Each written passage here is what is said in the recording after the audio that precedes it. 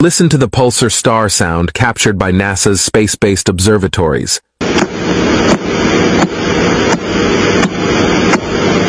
What does it sound like?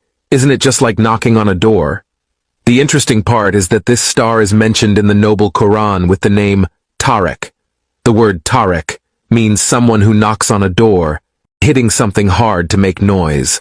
Allah said in the Quran, وَالسَّمَاءِ وَالطَّارِقِ وَمَا أَدْرَاكَ مَا الطَّارِقُ النَّجْمُ الثَّاقِبُ. NASA was able to hear the pulsar star using high-end technology of the 21st century. You can clearly hear the sound, which sounds like someone is hitting or knocking on something. How could Prophet Muhammad, peace be upon him, know this 1400 years ago when there was no high-end technology? The truth is crystal clear. The Quran is the words of the Creator, Allah, the Creator of everything, and Prophet Muhammad, peace be upon him, is his final messenger.